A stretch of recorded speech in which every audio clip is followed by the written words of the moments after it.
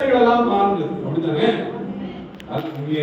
Samuel புத்தகத்துல 1ஆம் அதிகாரத்தை பார்க்கிற போது அவன் அங்க ஒரு சம்பவத்தை பார்க்க முடியுது. எனக்கும் பார்த்தாச்சுன்னா திருமணம் ஆகி 6 ஆண்டுகளாய் குழந்தை இல்லை.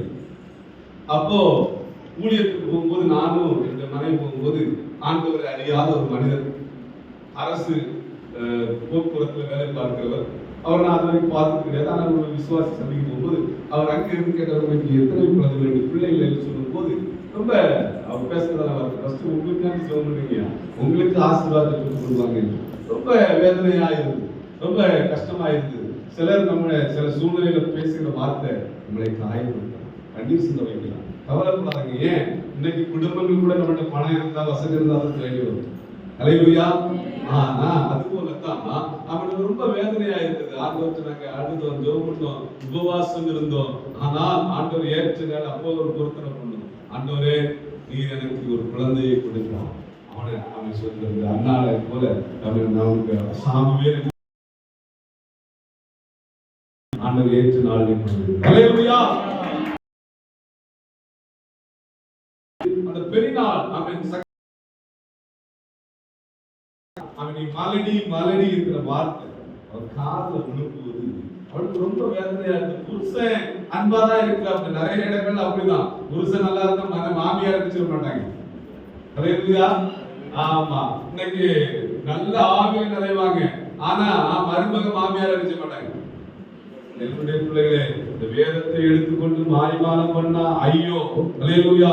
உங்களுக்கு ஒரு வேளை மாமியார் மாமனார் இருப்பாங்கன்னா உங்க சொந்த தகப்பனை போல பார்க்கணும். ஆமென், ஆமென். ஏன்னா நானும் நீங்களும் ஆராதிக்கிற தேவன் அவர் அன்பா இருக்கிறார். ஹல்லேலூயா. அவர் அன்புள்ள தேவன். ஏன்னா ஆண்டவர் நம்முடைய வாழ்க்கை இயேசு கிறிஸ்துவை பிரதிபலிக்கணும். எந்த ஊழியக்காரரை போல பிரதிபலிக்க வேண்டிய தேவையில்லை. ஹல்லேலூயா. இயேசுவை பிரதிபலிச்சேன்னா காரி துப்புனாலும் அவன் ஈட்டியால் குத்துனவனும் அவன் தன்னை காட்டி கொடுக்க போற கடைசி நேரத்துல எப்படி காட்டி கொடுக்கிறாங்க? சும்மா முத்தம் கொடுத்து காட்டி கொடுக்கிறாங்க. நாம என்ன செய்வோம்? என்ன சொல்லுவோம்? அதுல ஒரு அடியை கொடுத்து கூட நாம நம்பிக்கை துரோகி என் வாழ்க்கையில் வந்துட்டு ஏதாவது பண்ணிருக்கோம். அப்படித்தானே? ஆட்டல் நினைச்சுட்டேன் ஸ்நேகிதரே, முத்தத்தினால ஆயினை. ஹல்லேலூயா. கடைசி நேரத்துல உயிர் இருக்கிறார் ஒரு சொட்டு ரத்தத்தை அப்படி ஒருவேளை தப்பி தவறி சிலுவையிலிருந்து அவன் தப்பிக்கூடாது அவன் விழாவில் ஈட்டி வச்சு குத்தி கடைசி சொட்டு ரத்தத்தை சிந்தி அவன் வேதனை உச்சத்துல ஏற்கனவே 39 அடிகள் வேதனை சிலுவையில பட்டு துடித்துக் கொண்டிருக்கிற போது அவர் சொன்ன வார்த்தை என்ன தெரியுமா? பிதாவே, இவர்களை மன்னியும். அப்போ அந்த வேதாந்தத்தை தான் நாம் வச்சிருக்கிறோம். ஒருவேளை மாமியார்கள் கொடுத்தப்படுத்தலாம், கஷ்டப்படுத்தலாம், ஆனா நீங்க மன்னிக்கலன்னா உன்னை விசுவாசியா இருக்க முடியாது. ஒருவேளை உங்க மருமக உங்களை வேதனைப்படுத்தலாம், கஷ்டப்படுத்தலாம், ஆனா நீங்க மன்னிக்கலன்னா ஒருவேளை திருக்கு தரிசனமாக வர இருக்கலாம். ஹல்லேலூயா.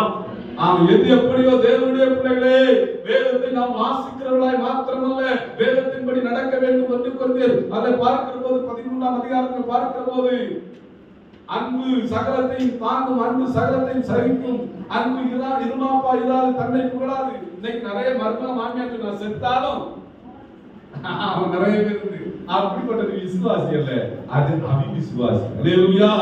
நாம எதையும் தாங்கிக் கொண்டு நம்ம அந்த இடத்துல கிறிஸ்துவை வெளிப்படுத்த வேண்டும். ஹல்லேலூயா. ஆகவே நாம மூர்க்க குணமிருந்து வைராக்கியம் கொண்டு இருப்போம் என்று சொன்னா அந்த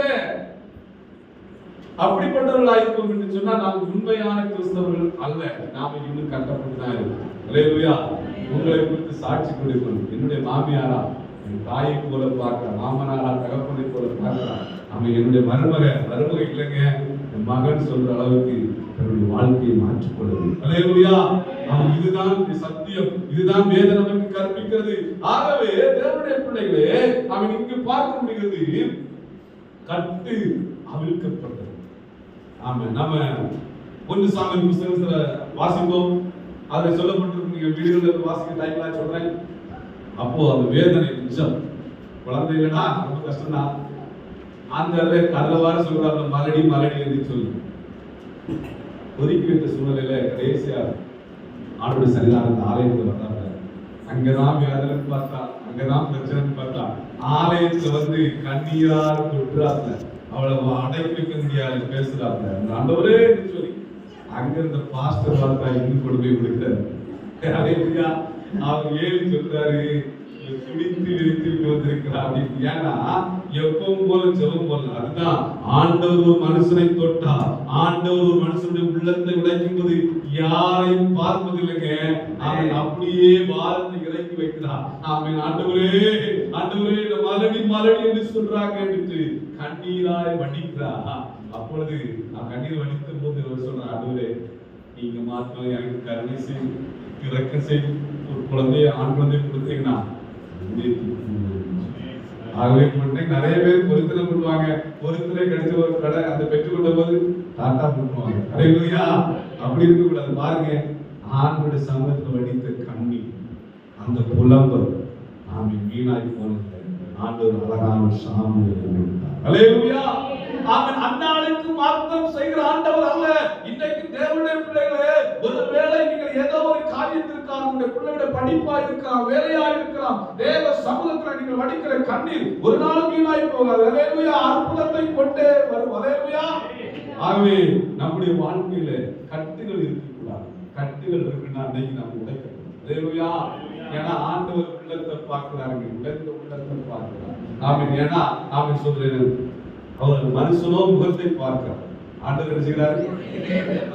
இன்னைக்குதான் இப்பதான் டெக்னாலஜி வந்து ஸ்கேன் எடுக்கிறது, எக்ஸ்ரே எடுக்கிறது. ஆனா ஆண்டவர் அன்னைக்கு அப்படிதானே? ஆமா, ஃபர்ஸ்ட் சர்ஜரி எங்கதான் நடந்தது? அன்னைக்கு ஆண்டவர் எக்ஸ்ரே எல்லாம் எடுத்துட்டாரு.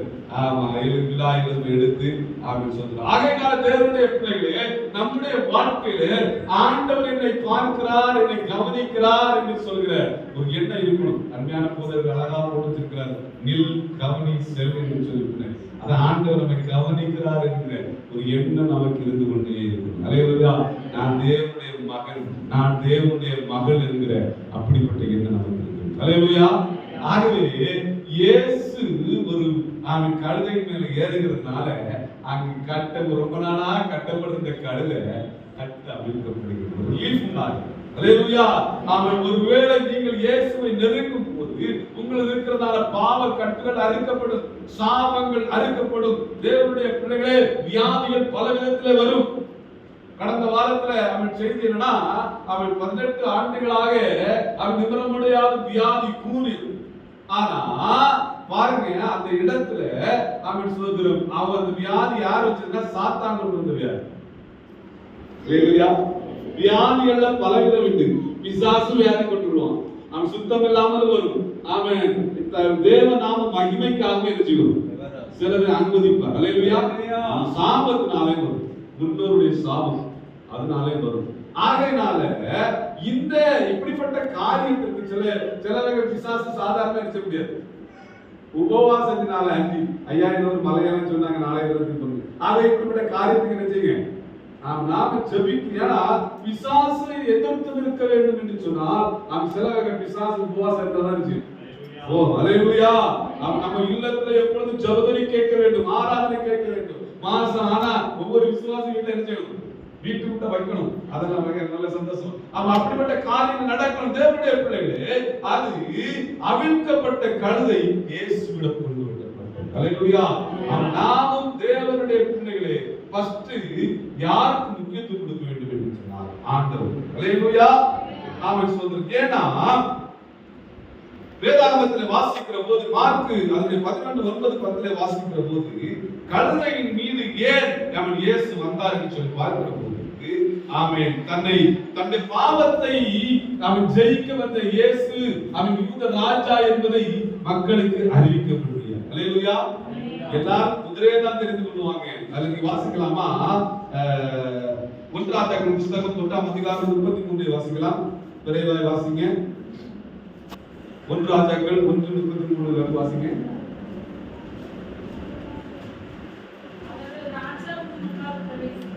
அவர்கள் ராஜாவுக்கு முன்பாக பிரவேசித்த போது ராஜா அவர்களை நோக்கி, நீங்கள் உங்கள் ஆண்டவருடைய சேவகரை கூட்டிக் கொண்டு என் குமாரனாகிய சாலமோனை என் கோவில் கழுதையின் மேல் ஏற்றி அவனை கீழோனுக்கு அழைத்துக் கொண்டு போங்கள். அங்கே ஆசாரியனாகிய சாதோக்கும் தீர்க்கதரிசியாகிய நாத்தானும் அவனை இஸ்ரவேலின் மேல் ராஜாவாக அபிஷேகம் பண்ண கடவர்கள். அந்த இடத்துல ராஜாவாக அபிஷேகம் பண்ணப்படுது. ஆண்டவர் கழுதையின் மேல ஏமாத்தார்னா அன்னைக்கு இருந்த கலாச்சாரம், இந்த கலாச்சாரத்தின்படி அவங்க பவனி வரணும். அல்லேலூயா. ஆகவே தான் ஆண்டவர் தன்னை ராஜாவாக, நீங்க என்ன வாசிக்கலாம், சகரியா 9:9 பார்க்கிற போது அவன் அங்கு தீர்க்க தரிசனம், அதாவது கிட்டத்தட்ட 400 ஆண்டுகளுக்கு முன்பதாக சொன்ன தீர்க்க தரிசனம். ஆமென். நீங்க வாசிக்கலாம். சியோன் குமாரத்தியே மிகவும் களிப்பு, எருசலேம் குமாரத்தியே கம்பீரி, இதோ உன் ராஜா உன்னிடத்தில் வருகிறார். அவர் நீதி உள்ளவரும் இரட்சிக்கிறவரும் தாழ்மை உள்ளவரும் கழுதையின் மேலும் கழுதைக்குட்டியாகிய மரியின் மேலும் ஏறி வருகிறவருமாய் இருக்கிறார். கழுதையின் மேல் கழுதை குட்டி மேல் ஏறி வருகிறவருமாய் இருக்கிறார் என்று சொல்லி பார்க்க முடிகிறது. இயேசு கிறிஸ்து வந்ததன் நோக்கம் என்னவென்று சொன்னால், யோவான் எழுதின நற்செய்தி 14ஆம் அதிகாரம் 27வது வாக்கியத்தில் வாசிக்கும் போது, உலகம் கொடுக்கிற பிரகாரமான சமாதானத்தை அல்ல, அவருடைய சமாதானத்தை தரும்படியாகத்தான் இயேசு கிறிஸ்து வந்தார். அல்லேலூயா. அது எந்த மனிதனாக இருக்கலாம், ஆனால் சமாதானத்தை கொடுக்க ஒருவரால் மாத்திரமே முடியும், அது இயேசுவால் மாத்திரமே. அல்லேலூயா. அவன் கல்லறை தோட்டத்திலே அவன் கற்களை எடுத்து தன்னுடைய காயத்தை காயப்படுத்திக் கொண்டு சமாதானம் வச்சிருந்த அந்த மனிதனுக்கு இயேசு சமாதானத்தை கொடுத்தார். இருளில் இருக்கிற ஜனத்திற்கு ஆண்டவர் வெளிச்சத்தை கொடுக்கும்படியாக வந்தார். அல்லேலூயா. இந்த நாளில் தேவனுடைய பிள்ளைகளே, ஆண்டவர் வந்ததன் நோக்கம், அவன் அந்த பவனியிலே வந்ததன் நோக்கம் என்னவென்று சொன்னால், சமாதானத்தை அறிவிக்கும்படியாக, அவன் ராஜாவாக தன்னை வெளிப்படுத்தும்படியாகத்தான் வந்தார் தேவனுடைய பிள்ளைகளே. ஆகவே கழுதை தேவைப்பட்டது. அவன் கழுதை குறித்து ஒரு சில காரியத்தை பார்த்தா, கழுதைக்கு பெரிய கம்பீரமான ஒரு தோற்றம், அழகு இல்ல. அவன் கழுதையுடைய சவுண்ட என்ன சொல்லிருக்காங்க, நான் பாடும்போது எங்க அம்மா சொல்லிருக்காங்க, ஆமா எப்பா நீ கழுத மாதிரி பாடாம சொல்லிருக்காங்க. அல்லேலூயா. ஆமா, ஏன்னா எனக்கு பாட்டு வராது, சில கழுதை எப்படி சொல்ல முடியும், இனிமையான அப்படியா. ஆமா, அவர் ராகம் இல்ல, ஆனா அதுக்கு குயில் போல அதுக்கு இனிமையான ராகம் இல்ல, தோற்றம் வராது. அது கோலத்தனை இருப்பது பக்கத்துல யார் போனா என்ன செய்யும், உதைக்கும். யாருமே அதை தெரிந்தெடுக்க மாட்டாங்க. அல்லேலூயா. ஒருவேளை அவன் தேவனுடைய பிள்ளைகளே, நம்ம யாரும் அவன் நம்மை உற்று நோக்காமல் இருக்கலாம், நம்மளை எல்லாரும் உதவி தள்ளலாம், ஒரு நாள் ஒரு நம்மை திரும்பி பார்க்க முடியலாம். அல்லேலூயா. வேதம் சொல்லுகிறது, வாசிக்கலாமா? 1 கொரிந்தியர் புத்தகம் 1ஆம் அதிகாரம் 27ஆம் வசனத்தில் சொல்லப்படுகிறது, அவன் ஞானிகளை வெட்கப்படுத்தும்படி. வாசிக்கலாமா? விரைவாய் வாசிக்க. 1 கொரிந்தியர் ஞானிகளை வெட்கப்படுத்தும்படி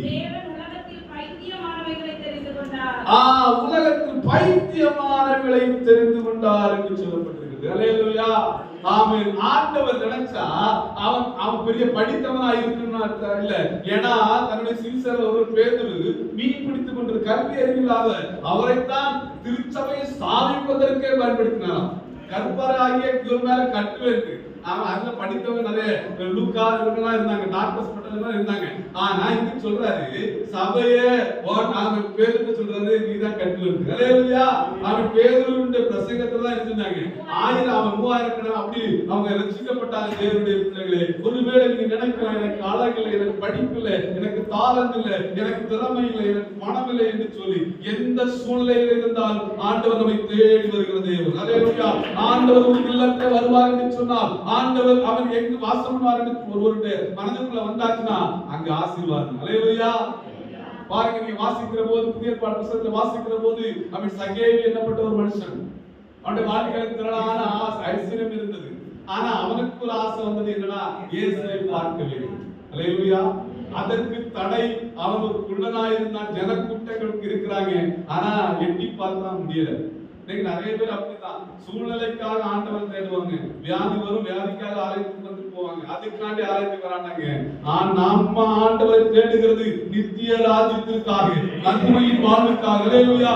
அப்பா ஒரு வீட்டை கட்டியிருக்கிறார், அவன் நாம இங்க கட்டப்பட்டிருக்கிற எல்லாம் ஒரு நாள் தரைமட்டமாக்கப்படும். அவன் இதெல்லாம் வாடகை வீடு, இது நிரந்தரமானது அல்ல. அல்லேலூயா. அவன் ஒருவேளை சொல்லாம எதுவுமே நிரந்தரமானது இல்லைங்க. நம்ம அழகு பார்த்து டிசைனா கட்டியிருந்தாலும் கூட இதெல்லாம் வெந்துருகி போகும்னு வேதம் சொல்லுகிறது. அல்லேலூயா. ஆகையினால தேவனுடைய பிள்ளைகளே, நம்முடைய நோக்கம் நித்திய ஆவிக்குரிய ராஜ்யம் பரலோக ராஜ்யத்துல கழுதையின் மீது சவாரி வந்த தேவன், கழுதையின் மீது ஊர்வலமாய் வந்த தேவன் வெளிப்படுத்தின புத்தகத்தில் சொல்லப்பட்டிருக்கிறது. அவர் ராஜாவாய் ஒரு நாள் வருவார் என்று சொல்லி நீங்க வீடுகளில் போய் வாசிங்க. வெளிப்படுத்தின புத்தகம் 19:11 சொல்லப்பட்டிருக்கிறது. அவர் குதிரையிலே வந்து நம்மளை சேர்த்துக் கொள்வார் என்று சொல்லி. அல்லேலூயா. ஆகவே கழுதை குறித்து நான் பார்க்கிற போது அது அருவருப்பாக ஆண்டவர் அதை தெரிந்து கொண்டார். அல்லேலூயா. அது கழுதை குறித்து நாம பேசிட்டோம்னா அந்த கழுதை பல நாளாக கெட்டப்பட்டிருக்கிறது. ஆனா அது பேசும் பொருளாய் வரவில்லை. அல்லேலூயா. நாமும் கூட அவன் தினகரன் என்கிற என் பேரு கூட நேம்ல வருகிறா இயேசு எனக்குள்ள இருக்கிறதுனால. அல்லேலூயா. இயேசுவால் கிடைத்த மகிமை பாஸ்டர் இருக்கிறார்னா இயேசு கொடுத்தார். அல்லேலூயா. நாம் இங்க இருக்கிறோம் என்று சொன்னால், ஜீவிக்கிறோம் என்று சொன்னால் இயேசு. ஆகவே நாம் அவரை சுமப்போம் என்று சொன்னால், இந்த வேதத்தை சுமப்போம் என்று சொன்னால், இந்த வேதம் நம்மை சுமக்கும், இந்த வேதம் நம்மை கைவிடாது. அல்லேலூயா. அல்லேலூயா. ஆமென். ஆகையினால தேவனுடைய பிள்ளைகளே, ஆமென் சொல்றேன், இயேசு தெரிந்து கொண்டார்.